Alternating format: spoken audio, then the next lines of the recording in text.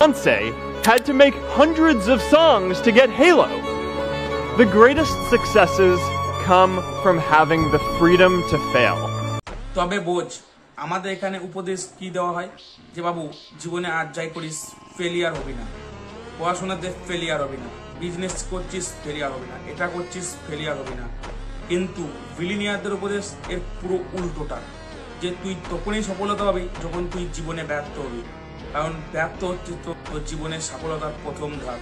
একটা মানুষ অন্য মানুষের ভুল দেখলো এবং সেটা নিয়ে হাসাহাসি করলো, অন্যদিকে একটা মানুষের ভুল দেখলো এবং সেটা থেকে কিছু শেখার চেষ্টা করলো। এগুলার এই ভুলটাই আমাদের জীবন থেকে অ্যাভয়েড করতে হবে। এখান থেকে যে শিখলো সে জীবনে উন্নতি করলো, আর যে হাসলো সে উইক হয়ে গেল। এখানে দুজনাই একই জিনিস দেখলো, মানুষের ব্যর্থতা, কিন্তু তফাৎটা কোথায় বলতো? তফাৎটা হচ্ছে মাইন্ডসেটে।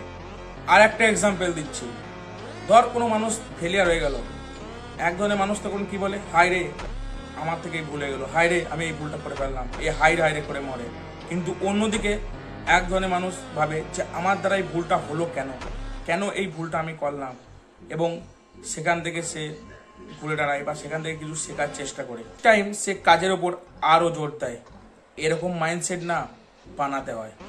কিন্তু বাঙালির মাইন্ডসেটে কি ঘোরাফেরা করে বলতো? প্রেম আর বিরিয়ানি। এতে তাদের কোনো দোষ নেই, কারণ বাংলা সোশ্যাল মিডিয়াতে এইসব ভিডিও এখন বেশি উপলব্ধ করা হয়। আর এখনকার জেনারেশন তো মোবাইলে শিফট করে গেছে। এইসব বিরিয়ানি আর প্রেম দেখে যারা এখন বড় হচ্ছে, যখন লাইফে বড় হবে এবং কোনো কিছু করার চেষ্টা করবে, তখন তারা ফেলিয়ার হবে। ফেলিয়ার হওয়াটা কোনো বড় কথা নয়, এখান থেকেই কাম ব্যাক করতে হবে, মাইন্ডসেট চেঞ্জ করতে হবে। সব ভিডিও এখন কেউ বানায় না, এই জন্যই আমার এই কন্টেন্ট বানানো। তুই কমেন্ট বক্সে লিখে দিয়ে যা, তুই কি জীবনে বিলিয়নার হতে চাস কি না।